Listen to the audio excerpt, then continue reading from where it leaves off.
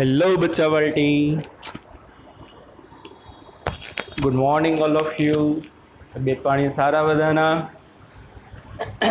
ચાલો, આજના લેક્ચરમાં આપણે આગળ વધીએ. એમાં જો આપણે શું જોવાનું છે, ચેપ્ટર 1માં તમારે આવું હતું કે ડાયપોલને કારણે, ડાયપોલ એટલે બે સમાન મૂલ્યના પરસ્પર વિરુદ્ધ વીજભાર ધરાવતા એકબીજાથી પરિમિત અંતરે રહેલા બે વિદ્યુતભારોથી બનતી રચનાને શું કહેવામાં આવે? ડાયપોલ. બરાબર, ડાયપોલ. બે વિદ્યુતભાર હોય, સમાન મૂલ્યના હોય, પણ એક પોઝિટિવ હોય ને એક નેગેટિવ હોય, બે એકબીજાથી પરિમિત અંતરે એટલે 2a જેટલા અંતરે રહેલા હોય, માપી શકાય તેવું. તો આ જે આખી રચના બને એ રચનાને આપણે ડાયપોલ કહી. તો બચ્ચાવાળી તમારે પહેલા ચેપ્ટરમાં આવતું ડાયપોલને કારણે ડાયપોલની અક્ષ ઉપર અતિ દૂરના બિંદુએ વિદ્યુત ક્ષેત્રનું મૂલ્ય કેટલું હશે? 2kp/r³. બરાબર. અને વિષુવ રેખા ઉપર, એના ઇક્વેટર ઉપર kp/r³. તો મારે શું કરવાનું છે? આ થિયરીમાં મારે એવું પ્રૂવ કરવાનું છે કે ભાઈ કોઈ ગુચડું હોય ને, પછી ગમે એ આકારનું હોય, વર્તુળાકાર ગુચડું હોય કે ચોરસ હોય કે ગમે તે આકારનું હોય, એ ગુચડામાંથી જો પ્રવાહ તમે પસાર કરો, તો પ્રવાહ પસાર કરશો તો એની અક્ષ ઉપર, એના ઇક્વેટર ઉપર પણ પહેલા ચેપ્ટરમાં જેમ ડાયપોલને કારણે જે વિદ્યુત ક્ષેત્ર ઉત્પન્ન થતું એમાં ચુંબકીય ક્ષેત્ર ઉત્પન્ન થશે. ટૂંકમાં મારે આમાં એવું પ્રૂવ કરવાનું છે કે કોઈ વિદ્યુત ભારિત ગુચડું પણ ડાયપોલ તરીકે વર્તી શકે. પણ અહીંયા જે ડાયપોલ આવશે તમારો મેગ્નેટિક ડાયપોલ. વાં જે તમારો ડાયપોલ હતો ફર્સ્ટ ચેપ્ટરમાં એ ઇલેક્ટ્રિક ડાયપોલ હતો. અહીંયા જે છે તમારો ડાયપોલ આવશે, કેવો આવશે? Magnetic dipole. બરોબર. તો શું થિયરી છે? વિદ્યુત પ્રવાહ ધારિત ગુચડું ડાયપોલ તરીકે, કે કોઈ વિદ્યુત પ્રવાહ ધારિત ગુચડું જે છે ને એનું બિહેવિયર ડાયપોલ જેટલું હોય. હવે જો આપણે જોયું હતું કે ભાઈ કોઈ r ત્રિજ્યાની રિંગ હોય, આ એનું સેન્ટર છે, આ એની અક્ષ છે, અને માની લો આ જે r ત્રિજ્યાની રિંગ છે એની ત્રિજ્યા કેપિટલ R છે, અને આ જે r ત્રિજ્યાની રિંગ છે એમાંથી I જેટલો પ્રવાહ પસાર થાય છે. તો r ત્રિજ્યાની રિંગમાંથી જો I જેટલો પ્રવાહ પસાર થતો હોય તો r ત્રિજ્યાની રિંગને કારણે રિંગના કેન્દ્રથી માની લ્યો આવડું આ જે P બિંદુ જે છે એ એક અંતરે આવેલું છે એની અક્ષ ઉપર, તો I વિદ્યુત પ્રવાહ ધારિત r ત્રિજ્યાની રિંગથી તેની અક્ષ ઉપર x જેટલા અંતરે I વિદ્યુત પ્રવાહ ધારિત r ત્રિજ્યાની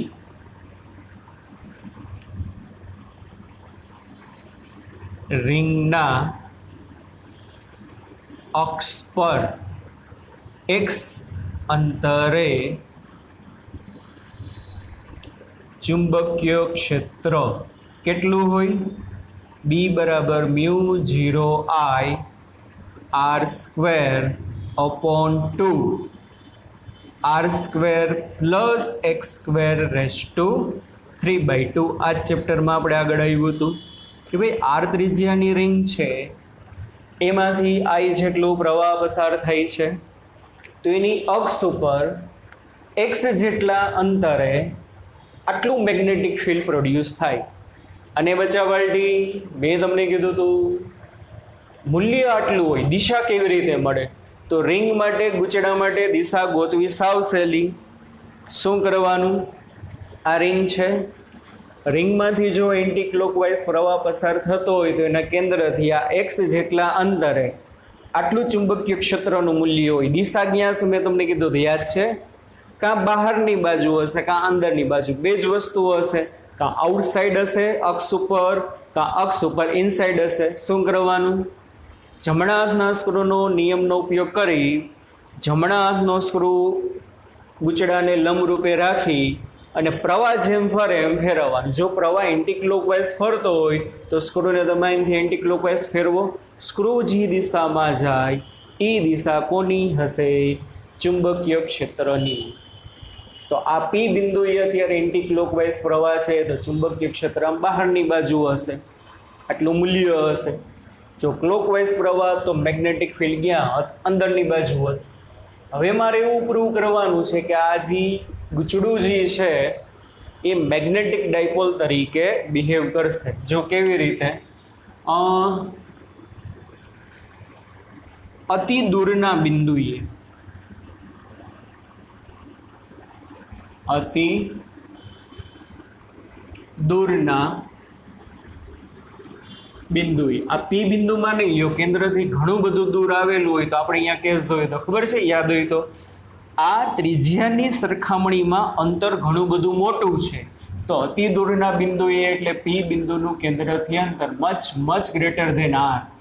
એ ગુચડાની રેડિયસ કરતાં કેવું છે? ઘણું બધું મોટું છે.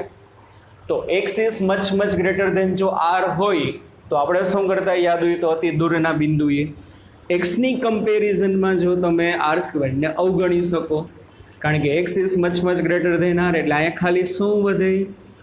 એક્સ સ્ક્વેરની 3/2 ઘાત, બગડો કેન્સલ થઈ જાય એટલે એક્સ ક્યુબ. એટલે શું સૂત્ર આવતો અતિ દૂરના બિંદુએ? બી બરાબર મ્યુ 0 આઈ આર સ્ક્વેર ના છેદમાં 2x³ બરોબર. અતિ દૂરના બિંદુએ ચુંબકીય ક્ષેત્રનું મૂલ્ય આટલું હોય. હવે જુઓ છોકરાઓ, આપણી આ જે ફોર્મ્યુલા છે એને હું પાઈ વડે ગુણું અને પાઈ વડે ભાગું એટલે પાછું એનું થઈ જાય. પાઈ આર સ્ક્વેર એટલે શું થશે? પાઈ આર સ્ક્વેર એટલે શું થશે? આ ગુચડાનો એરિયા.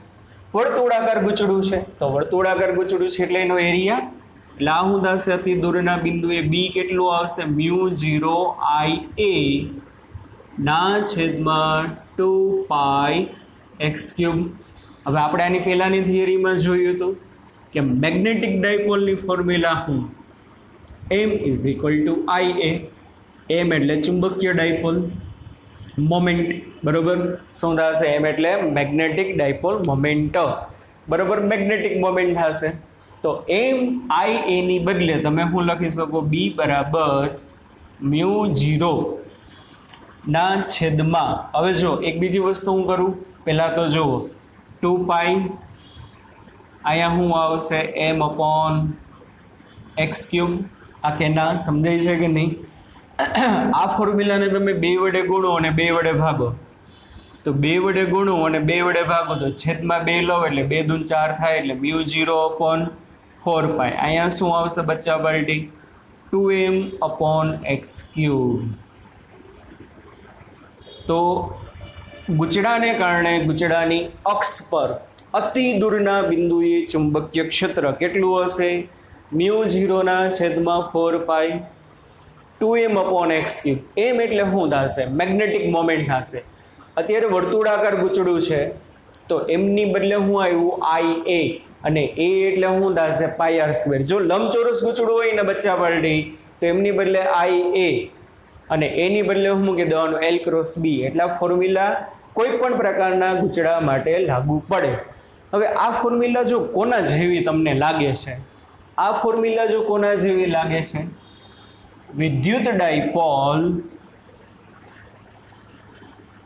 વિદ્યુત ડાયપોલ ની અક્ષ પર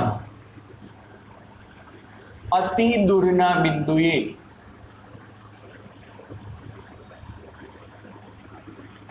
વિદ્યુત ક્ષેત્ર યાદ છે બચ્ચા પાર્ટી ઈ એક્સિસ અતિ દૂરના બિંદુએ 2 kp ના છેદમાં શું આવતું 2 kp ના છેદમાં r ક્યુબ x ક્યુબ ના ફોર્મમાં લખો તોય ચાલે અંતરને તમે x કયો 2 kp ના છેદમાં x ક્યુબ તો આને આમે લખાય k એટલે હું 1/4 પાઈ એપ્સિલોન 0 2p ના છેદમાં x ક્યુબ જો જોઈએ બે ફોર્મ્યુલાની તમે કમ્પેરિઝન કરો તો તમને શું જાણવા મળે છે જો જોઈએ બે ફોર્મ્યુલા સિમિલર જેવી જ છે કે નહીં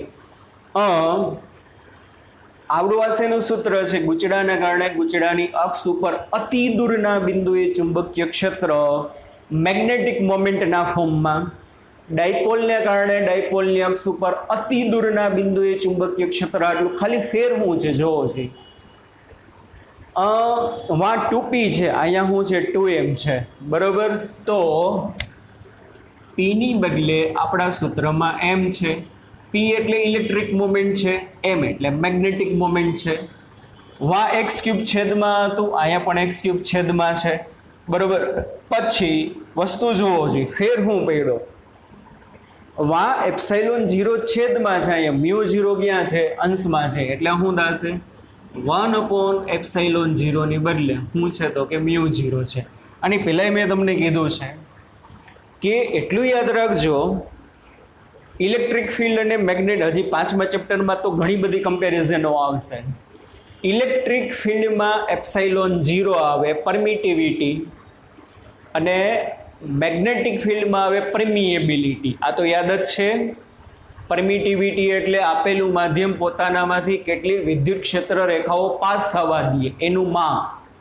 પરમિએબિલિટી એટલે આપેલું માધ્યમ પોતાનામાંથી કેટલી મેગ્નેટિક ફિલ્ડ લાઈન પાસ થવા દે એનું માપ એટલું યાદ રાખવાનું ઇલેક્ટ્રિક ફિલ્ડની ફોર્મ્યુલામાં એપ્સિલોન 0 જો અંશમાં આવતો હોય તો એના જેવું જ આમાં સૂત્ર બનતું હોય તો અહીંયા મ્યુ 0 છેદમાં આવે જો એપ્સિલોન 0 છેદમાં આવતો હશે તો અહીંયા મ્યુ 0 ક્યાં આવશે તો કે અંશમાં આવશે સમજાય છે કે નહીં તો આ બે વસ્તુની તમે કમ્પેરિઝન કરીને એમ કહી શકો ભાઈ ડાયપોલને કારણે ડાયપોલની અક્ષ ઉપર દૂરના બિંદુએ જેવું વિદ્યુત ક્ષેત્રનું સૂત્ર હતું એવું જ કોનું છે તો કે એની અક્ષ ઉપર બી એક્સિસ એની અક્ષ ઉપર અતિ દૂરના બિંદુએ ચુંબકીય ક્ષેત્રનું સૂત્ર મેગ્નેટિક મોમેન્ટના ફોર્મમાં કયા ફોર્મમાં મેગ્નેટિક મોમેન્ટ એક બીજી વસ્તુ કે ઇલેક્ટ્રિક મોમેન્ટ જે છે ને બચ્ચા પાર્ટી પી એ ક્યાં હોય ક્ષેત્રની વિરુદ્ધમાં પહેલા ચેપ્ટરમાં આવી ગયું યાદ રાખજો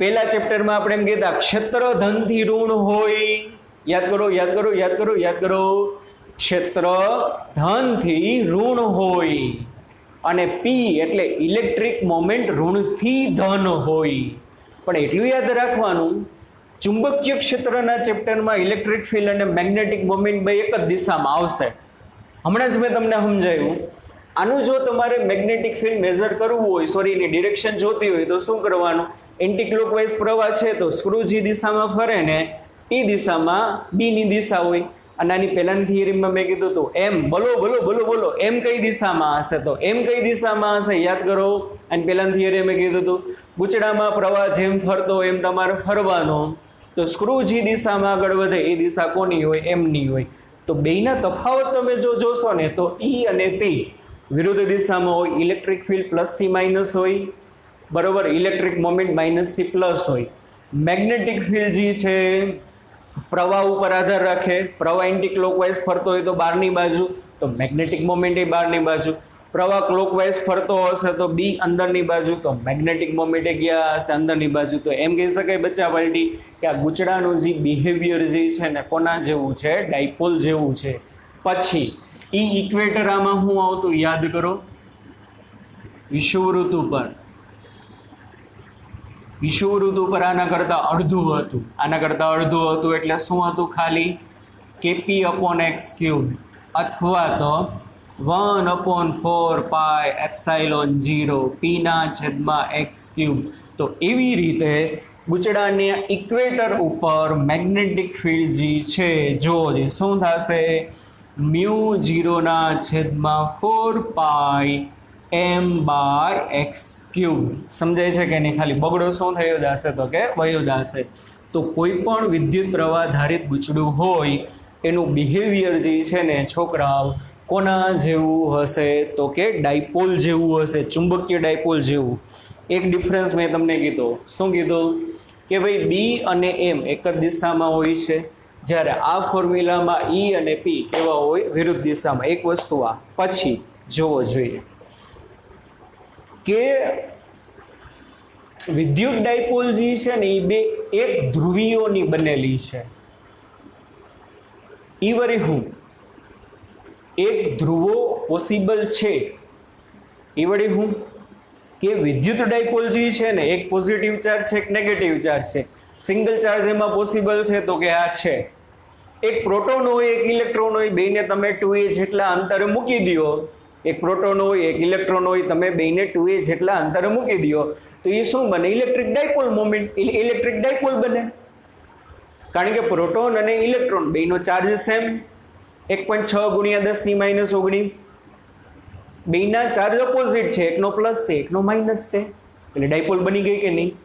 એટલે વિદ્યુત ક્ષેત્રમાં એકાકી ધ્રુવો પોસિબલ છે. મોનોપોલાર પોસિબલ, મોનો એટલે એક, એકાકી ધ્રુવો પોસિબલ છે. કેમાં? તો કે વિદ્યુત ક્ષેત્રમાં. પોઝિટિવ અને નેગેટિવ નોખા પોસિબલ છે. પોઝિટિવનું નોખું અસ્તિત્વ હશે, નેગેટિવનું પણ નોખું અસ્તિત્વ હશે. પણ શું પણ ચુંબકીય એકાકી ધ્રુવો શક્ય નથી. હજી આપણે 5મા ચેપ્ટરમાં ડીપમાં આવશે. આમાં હું તમને કહી દઉં, ચુંબકીય એકાકી ધ્રુવો મોનોપોલ આર નોટ પોસિબલ.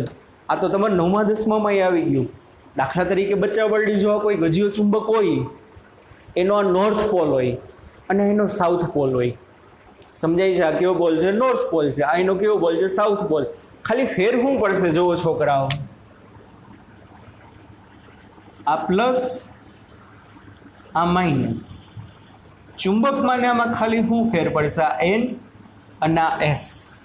હવે આ પોઝિટિવ પોલ કહેવાય અને આ નોર્થ પોલ કહેવાય, ધ્રુવ કહેવાય. આ ધન ધ્રુવ કહેવાય, આઉટર ધ્રુવ કહેવાય, આ ઋણ ધ્રુવ કહેવાય, આ દક્ષિણ ધ્રુવ કહેવાય. પણ positive monopole are possible, sorry electric monopole are possible, કે આ બે સ્વતંત્ર એનું અસ્તિત્વ છે. પણ ચુંબકમાં સ્વતંત્ર ધ્રુવોનું અસ્તિત્વ શક્ય નથી. એટલે શું? જુઓ, આ 9મા 10મામાં આવી ગયો. માની લો ચુંબકને અહીંથી આમ બ્રેક કરું, તો બ્રેક કરવું એટલે એના બે ટુકડા બનશે. તો બે ટુકડા બને તો આ એન બને અને આ એસ બને. એવું પોસિબલ છે? ના, નથી. શું થશે? આ ચુંબકના તમે બે ટુકડા કરો ને, તો બે ટુકડા કરશો તો આ સાઈડનો છેડો એન તરીકે વર્તે, આ સાઈડનો છેડો એસ તરીકે. સામે પાછા તમે આના ટુકડા કર્યા, બીજો ટુકડો આ છે તો આ છેડો એસ બને, આના છેડો એન બને.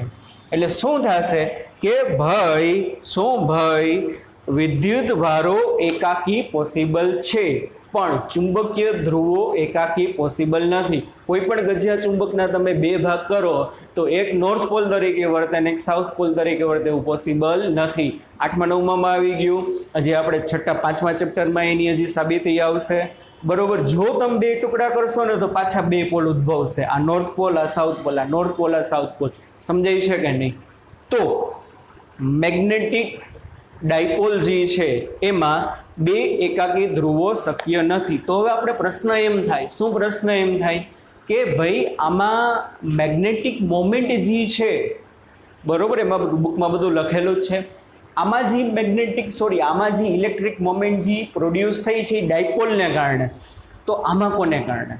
આમાં જે ડાયપોલને કારણે જે ઇલેક્ટ્રિક ફિલ્ડ આવ્યું છે, ધન અને વિદ્યુત ભારો જે છે એની પરિણામી અસર છે. તો અત્યારે આમાં કોણ જવાબદાર મેગ્નેટિક મોમેન્ટ માટે? તો મેગ્નેટિક મોમેન્ટ માટે કોણ જવાબદાર? કે ગુચડાની અંદર, શું બચ્ચા પલટી? ગુચડાની અંદર જે વિદ્યુત ભારો ગતિ કરે છે ઈ વિદ્યુતભારો જે ગતિ કરે છે એને કારણે જે પ્રવાહ રચાય છે ને એ ચુંબકીય ક્ષેત્ર અને ચુંબકીય મોમેન્ટ માટે જવાબદાર છે. વિદ્યુત ક્ષેત્ર અને ઇલેક્ટ્રિક મોમેન્ટ, ઇલેક્ટ્રિક ફિલ્ડ અને ઇલેક્ટ્રિક મોમેન્ટ કોને જવાબદાર છે? આ સ્થિર વિદ્યુતભારોને. જો કારણ કે પેલું બીજું ચેપ્ટર જે છે એનું નામ જ એમ છે સ્થિર વિદ્યુતભાર. સ્થિત વિદ્યુત ક્ષેત્રના ચેપ્ટરો છે. કોના ચેપ્ટરો છે? સ્થિત વિદ્યુત ક્ષેત્રના ચેપ્ટરો. એમાં વિદ્યુતભારો ગતિ કરતા નથી. બરોબર? તો electric field and electric dipole are possible due to positive and negative charge. એકાકી ધ્રુવોને કારણે છે. તો અત્યારે આમાં જે ચુંબકીય ક્ષેત્ર ઉત્પન્ન થાય છે ગુચડાની વાત આલે છે, તો ગુચડામાં જે ચુંબકીય ક્ષેત્ર ઉત્પન્ન થયું કોનું ઉત્પન્ન થયું? સ્થિર વિદ્યુત ભારોનું ના. જો ગુચડું એમનેમ હોય અને તમે એમાંથી પ્રવાહ પસાર ન કરો તો પ્રવાહ તો ઝીરો આવે, અને પ્રવાહ ઝીરો આવે તો કાંઈ બી ઉદ્ભવે જ નહીં, અને બી ના ઉદ્ભવે તો કાંઈ વસ્તુ બનશે નહીં. તો ગુચડાનું જે મેગ્નેટિક ફિલ્ડ અને મેગ્નેટિક મોમેન્ટ જે છે કોને કારણે છે? ગુચડામાંથી પસાર થતા ગતિશીલ વિદ્યુત ભારોને આભારી છે. સ્થિર વિદ્યુત ભારોને આભારી નથી. કોને આભારી છે? ગતિશીલ વિદ્યુત ભારોને. ઓકે બચ્ચા પલટી, આટલું સમજાણું? બરોબર. ચાલો આટલું લખી લેજો. સૂત્ર અગત્યનું છે આમાં આપણા માટે.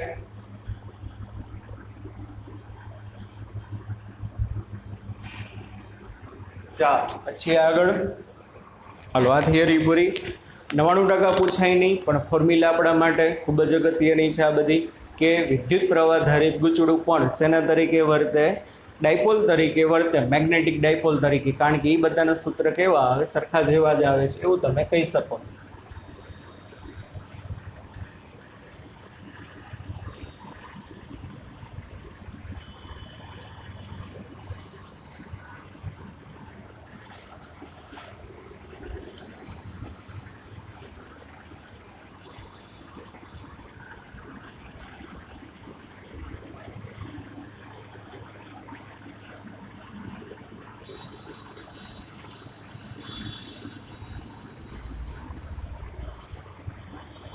હવે જુઓ આગળ એક દાખલો ગણીએ આપણે.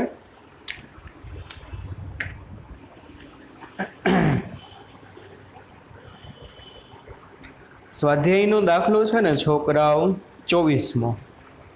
સ્વાધ્યાયનો દાખલા નંબર 24. જુઓ શું કીધું છે? A uniform magnetic field of 3000 gauss is established along the positive z direction. 3000 ગોસનું ચુંબકીય ક્ષેત્ર ધન ઝેડ દિશામાં છે. બરોબર. સ્વાધ્યાયનો 24મો દાખલો. મેગ્નેટિક ફિલ્ડ જે છે બચ્ચા પાર્ટી કેટલું છે? 3000 ગોસ ઝેડ ડિરેક્શનમાં, એટલે કે કેરેટ. ટેસ્લામાં જોતું હોય તો ગુણ્યા 10⁻⁴ કરવું પડે. કેટલું કરવું પડે? 3000 ગુણ્યા 10⁻⁴. આ ટેસ્લામાં મળે એટલે કેટલું આવશે? 0.3 ટેસ્લા. ઓકે ચાલો પછી a rectangular loop of side 10 cm and 5 cm carries a current 12 ampere. એટલે કે લંબચોરસ ગુચડું છે એ કેટલાનું છે? 10/5 નું છે. કેટલાનું છે? 10/5 નું. લંબચોરસ ગુચડુંની લંબાઈ 10 ગુણ્યા 10 સેન્ટીમીટર, પહોળાઈ 5 સેન્ટીમીટર, એટલે એરિયા કેટલો થાય છોકરા? 10 ગુણ્યા 5 50 સેન્ટીમીટર સ્ક્વેર. મીટર સ્ક્વેરમાં જાઓ તો 50 ગુણ્યા 10⁻⁴ મીટર સ્ક્વેર. આટલો એનો એરિયા હશે. એમાંથી કેટલો પ્રવાહ પસાર થાય છે? 12 એમ્પિયરનો. કેટલો એમાંથી પ્રવાહ પસાર થાય છે? તો કે 12 એમ્પિયરનો. રેડી? ચાલો પછી what is the torque on the loop in the different cases shown in the figure? જો એમાં તમને છે ને 6 આકૃતિ આપી છે. એ 6 આકૃતિમાં ટોર્ક કેટલું હોય અને કઈ દિશામાં એ ગોતવાનું છે. પછી which case correspond to the stable equilibrium, એટલે કયું સ્ટેબલ ઇક્વિલિબ્રિયમમાં હશે એ આપણે કહેવાનું છે. ચાલો હવે આની જે મેગ્નેટિક મોમેન્ટ આપણે ગોતવાની થશે, કેટલી થશે બોલો બચ્ચા party? m is equal to IA, I એટલે 12, A એટલે 50 ગુણ્યા 10⁻⁴ એમ્પિયર ઇન્ટુ મીટર સ્ક્વેર. ચાલો 12 50 60, કેટલું થાય? 12 50 60 અને હજી 0 એટલે 600 ગુણ્યા 10⁻⁴ એટલે 6 ગુણ્યા 10⁻², એટલે 0.06 એમ્પિયર ઇન્ટુ મીટર સ્ક્વેર. આટલી એની મેગ્નેટિક મોમેન્ટ હશે. હવે જુદી જુદી તમને જે 6 આકૃતિ આપી છે એમાં શું ગોતવાનું છે? તમારે ટોર્કનું મૂલ્ય અને ટોર્કની દિશા. ચાલો પહેલું જે તમને આપ્યું છે જોજો, આ રીતની આકૃતિ છે.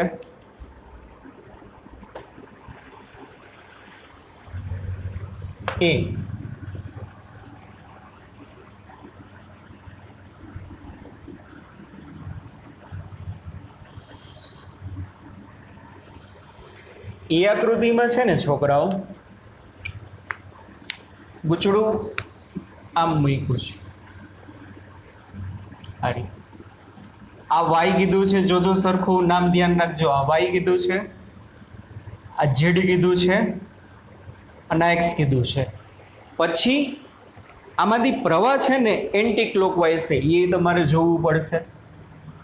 પ્રવાહ આમ છે અને મેગ્નેટિક ફિલ્ડ ક્યાં છે? ધન ઝેડ દિશામાં. બધી આકૃતિમાં મેગ્નેટિક ફિલ્ડ ધન ઝેડ દિશામાં જ લેવાનું છે. તો આમાં ટોર્ક કેટલું લાગ્યું હશે તો જોવો જોઈએ. ટોર્ક શું થશે? ટો બરાબર m ક્રોસ b. શું થશે છોકરા? ટોર્ક ટો બરાબર m ક્રોસ b. m એટલે 6 ગુણ્યા 10⁻². હવે મારે આમાં એમની દિશા ગોતવાની. હાલો આવડવું જોઈએ. એમની દિશા કેવી રીતે મળે? ગુચડામાંથી પ્રવાહ વિષમજો અને આવડી આ ઝેડ એક્સ અક્ષ હશે. આ વાય છે, આ ઝેડ કીધી છે અને આ એક્સ અક્ષ કીધી છે. તો એમની દિશા કેવી રીતે મળે? સ્ક્રૂને લંબરૂપે રાખી પ્રવાહ એન્ટી ક્લોકવાઇઝ ફરે એટલે પ્રવાહને તમે એન્ટી ક્લોકવાઇઝ આમ ફેરવો. તો જો તમે આ સ્ક્રૂને આમ ફેરવશો એટલે સ્ક્રૂ આમ બારે આવે અને બહારની દિશા તો કઈ છે? એક્સ અક્ષ છે કે નહીં? તો આમાં એમ સદિશ જે છે ને, એમ સદિશ બચ્ચા પાર્ટી, એ કેટલું આવશે? 0.06 I કેરેટ. અને બધા માટે બી તો ફિક્સ જ છે. કેટલો છે? 0.3 ટેસ્લા કે કેરેટ. એટલે આ શું થશે? 6 ગુણ્યા 10⁻12 I કેરેટ ક્રોસ બી સદિશ એટલે 3 ગુણ્યા 10⁻1 કે કેરેટ. ચાલો પછી I જે કે 6 ગુણ્યા 3 એટલે 18, 18 ગુણ્યા 10⁻3 આટલું ટોર્ક લાગે. કઈ દિશામાં? તો ચાલો I ક્રોસ કે એન્ટી ક્લોકવાઇઝ કરો છો અને એન્ટી ક્લોકવાઇઝ કરો I ક્રોસ કે એટલે જવાબ તો જે જ આવે, પણ પ્લસ કે માઇનસ? યાદ કરો 11મું ધોરણ. એન્ટી ક્લોકવાઇઝ એટલે minus j caret newton into metre. Ready? ચાલો એટલે પહેલા કેસમાં આપણને ટોર્ક મળી ગયું 18 ગુણ્યા 10⁻3 ન્યૂટન ઇન્ટુ મીટર. કઈ દિશામાં આના પર ટોર્ક લાગશે? તો કે ઋણ વાય દિશામાં. એટલે ગુચડું આમ ભ્રમણ કરશે. બરાબર? ઋણ વાય દિશામાં. ચાલો પછી સેકન્ડ કેસ.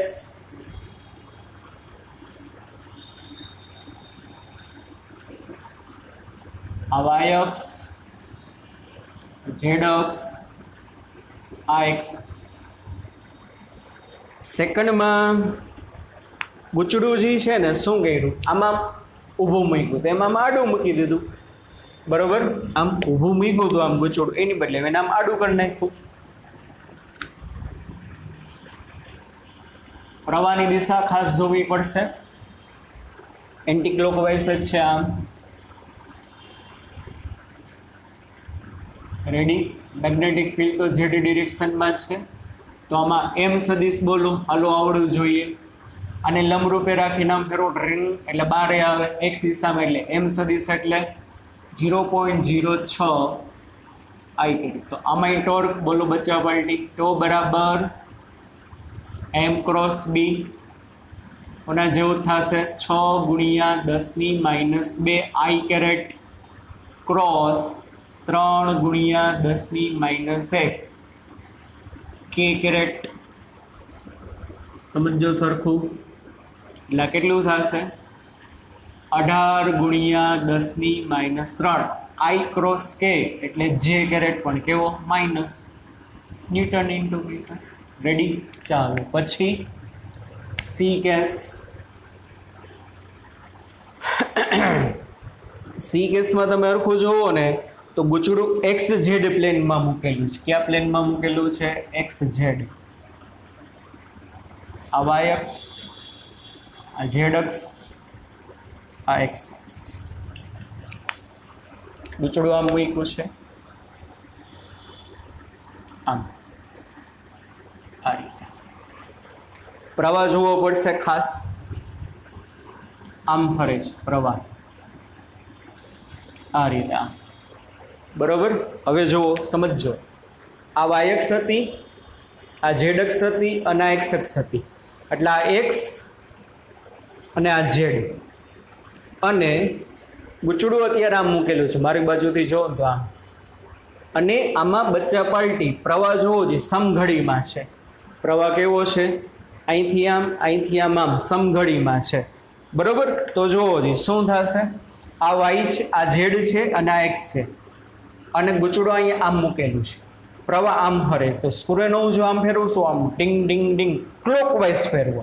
બરોબર? કેવી રીતે ફેરવો પડે? ક્લોકવાઇઝ. તો સ્ક્રૂ અંદર જાય, તો મેગ્નેટિક મોમેન્ટની દિશા ક્યાં હશે? તો કે કઈ દિશામાં? ઋણ વાય દિશામાં. કઈ દિશામાં હશે? ઋણ વાય દિશામાં. અને ઋણ વાય દિશામાં એટલે શું થશે જોવો જોઈએ. એમ સદિશ બરાબર કેટલો હશે? 6 ગુણ્યા 10⁻², ઋણ વાય દિશામાં. ચાલો હવે તો ટોર્ક કેટલું થશે? ટોર્ક ટો બરાબર એમ ક્રોસ બી. ચાલો, એમ એટલે હું -6 ગુણ્યા 10⁻², જે કેરેટ ક્રોસ બી. બી એટલે શું છે? 3 ગુણ્યા 10⁻1 કે કેરેટ. સમજો, એટલે આવશે -18 ગુણ્યા 10⁻3 જે ક્રોસ કે. તો જે ક્રોસ કે કરો એટલે પ્લસ આઈ જવાબ આવશે. જે ક્રોસ કે એટલે આઈ જવાબ આવશે. પણ આ તો માઇનસ આના માટે, જો જે નથી હકીકતે માઇનસ જે છે, પણ માઇનસ નિશાની એમને રાખો તમે, ખાલી જે ક્રોસ કે કરો એ જે આવે ને એના માઇનસ નિશાની દઈ દેવાની. તો આનો મતલબ હું બચ્ચા પાર્ટી કે આ કેસમાં જે ટોર્ક લાગશે ને છોકરાઓ, એ ટોર્ક ઋણ એક્સ દિશામાં લાગશે. કઈ દિશામાં લાગશે? તો કે ઋણ એક્સ દિશામાં. સમજાય છે કે નહીં? ચાલો પછી ડી કેસ.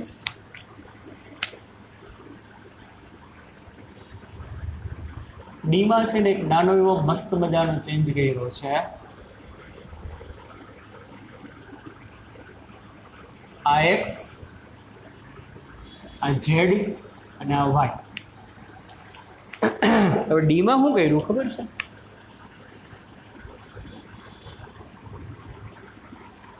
આમ કર્યું. આ એંગલ છે ને, આ એંગલ એ મને દીધો છે 30 ડિગ્રીનો. કેટલા ડિગ્રીનો દીધો છે એંગલ? મને 30 ડિગ્રીનો. સમજો છોકરાઓ સરખું.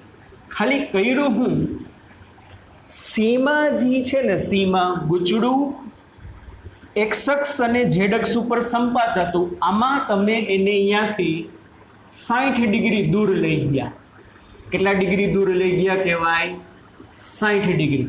આકૃતિ ઉપરથી સમજાવું છું. જુઓ, આ એક્સ અક્ષ હતી, આ ઝેડ અક્ષ હતી. સી કેસમાં છે ને છોકરા ગુચડું આમ હતું. સમજો, તો ટોર્ક તમને લાગ્યું ઋણ એક્સ દિશામાં, કઈ દિશામાં લાગ્યું? ઋણ x દિશામાં. હવે આને હું અહીંથી થોડુંક આમ ત્રાંસું કરું, કેટલા ડિગ્રી દૂર લઈ ગયો?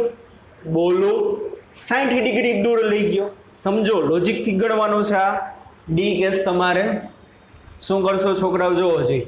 સી કેસમાં મારું ગુચડું આ ઝેડ અક્ષ છે, આ એક્સ અક્ષ છે, એ પ્લેનમાં હતું, તો ટોર્ક લાગ્યું ઋણ એક્સ દિશામાં. જ્યારે ગુચડું ધન એક્સ દિશામાં છે એની પહોળાઈ, ત્યારે ટોર્ક ઋણ એક્સ દિશામાં લાગે છે. હવે ધન એક્સ થી તમે એને 60 ડિગ્રી દૂર લઈ ગયા. કેટલા ડિગ્રી દૂર લઈ ગયા? 60. તો ટોર્કે ઋણ એક્સ થી 60 ડિગ્રી દૂર જશે. કેટલા ડિગ્રી દૂર જશે? 60 ડિગ્રી. સમજો, તો એમ કહી શકાય કે આ કેસમાં ગુચડું સી કેસ કરતા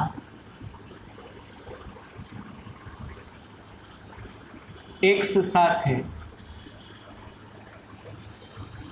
60 ડિગ્રી ખસેલ છે.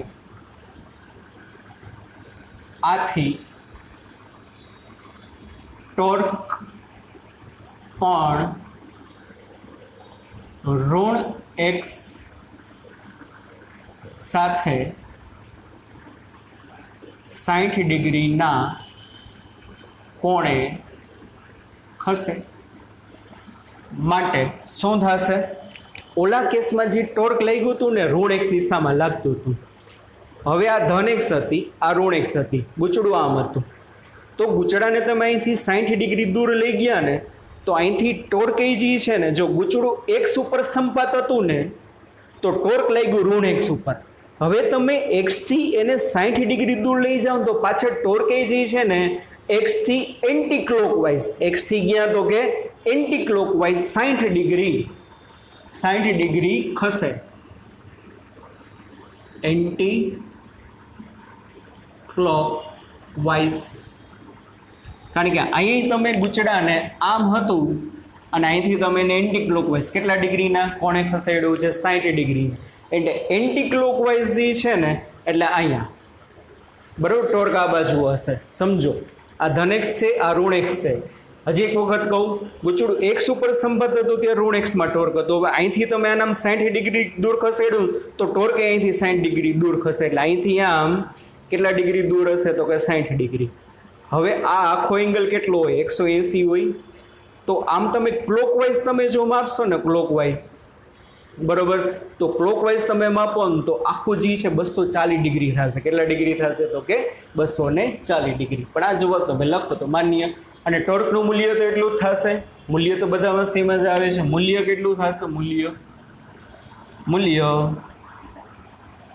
કોનું? તો કે ટોર્કનું 18 ગુણ્યા 10⁻³ ન્યૂટન ઇન્ટુ મીટર. કદાચ આ કેસના સમજાણો હોય, સ્કૂલ જ્યારે રી ઓપન થાય ત્યારે ક્લાસમાં લાઈવ તમને હજી સમજાવીશ. ઓકે, ચાલો. ABCDE, ઈમાં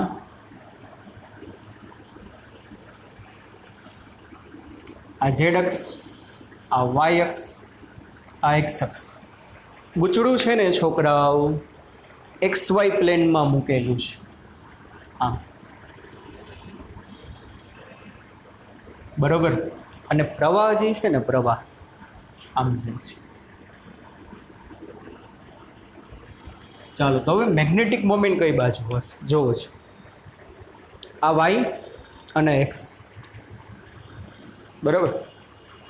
ગુચડું અહીંયા આમ મૂક્યું છે, આમ. હવે આ ગુચડામાંથી પ્રવાહજી તમારે છે ને આમ મૂક્યું છે, આમ અહીંયા. પ્રવાહ અહીંથી આમ ગયો, અહીંથી આમ ગયો, અહીંથી આમ ગયો, આમ ગયો. હવે પ્રવાહ આમ ફરે છે, ઢીંગ ઢીંગ ઢીંગ ઢીંગ ઢીંગ ઢીંગ. હવે માની લો છતમાં પ્રવાહ આમ આમ ફરતો હોય, આમ, તો તમે એને આમ ફેરો, આમ ફેરશો, આમ ઢૂંગ ઢૂંગ. કેવી રીતે ફેરવ્યું કે ભાઈ ક્લોકવાઇઝ આમ, બરાબર. આ રીતે તમે આમ ફેરવશો. અહીંયા સ્ક્રૂ હોય ને, તમે એને આમ ફેરવો તો સ્ક્રૂ ગયા જશે, આમ ઉપર જશે. અને સ્ક્રૂ જોવો છે બચ્ચા પલટી ઉપર જાય એટલે ઉપરની દિશામાં, એટલે ઝેડ ડિરેક્શનમાં આવશે. કઈ ડિરેક્શનમાં આવશે? તો કે ઝેડ ડિરેક્શનમાં. તો ઈ કેસમાં જે તમારું ટોર્ક લાગશે,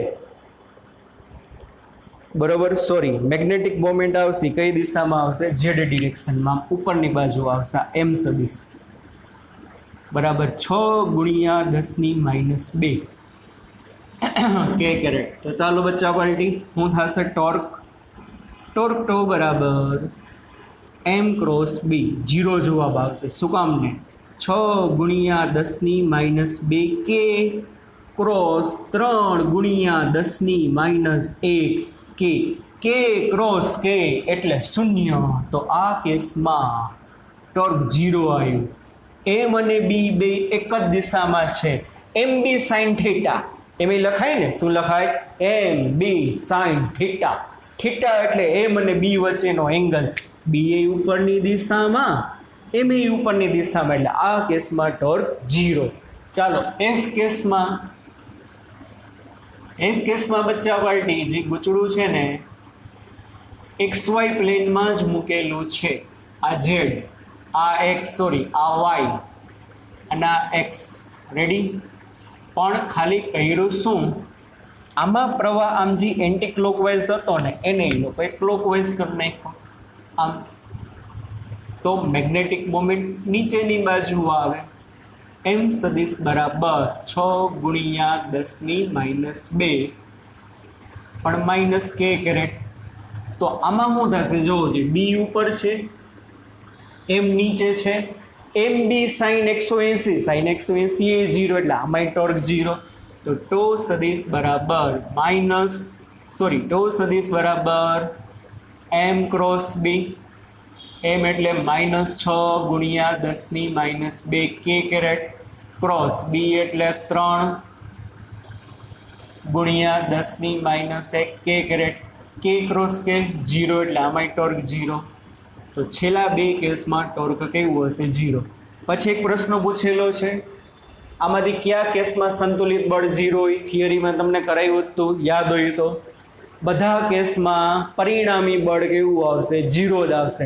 કારણ કે સામસામેના વાયર ઉપર બળના મૂલ્ય સમાન અને પરસ્પર વિરુદ્ધ દિશામાં હોય બધા કિસ્સાઓમાં. આ જવાબ પૂછ્યો છે કિસ્સાઓમાં પરિણામી બળ 0 હોય. કારણ કે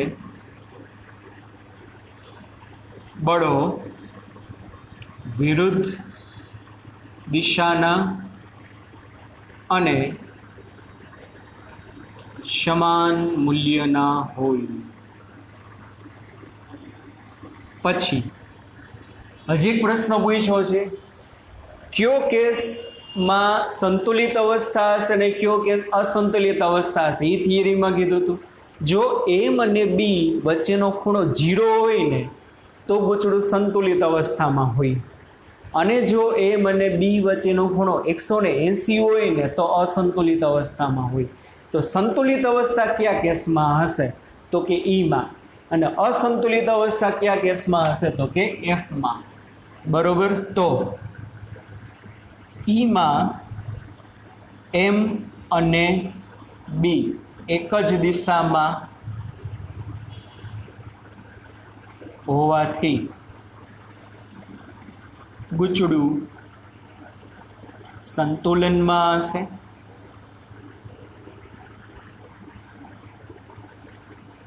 અને એફ કેસમાં એમ અને બી વિરુદ્ધ દિશામાં હોવાથી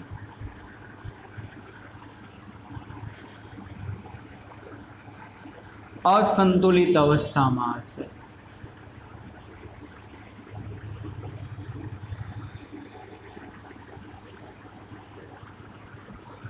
ઓકે ચાલો 4 માર્ક માટે મોસ્ટ ટાઈમ બી દાખલો.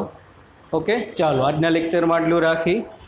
કાલની એક્ઝામમાં મંગળવારે એક્ઝામ છે એટલે આજે જ છે. આજના પેપરમાં આ તો નહીં હોય પણ એની પહેલાંનું બધું હશે. ઓકે ચલો બચ્ચા વલ્ટી bye bye take care see you. ધ્યાન રાખજો.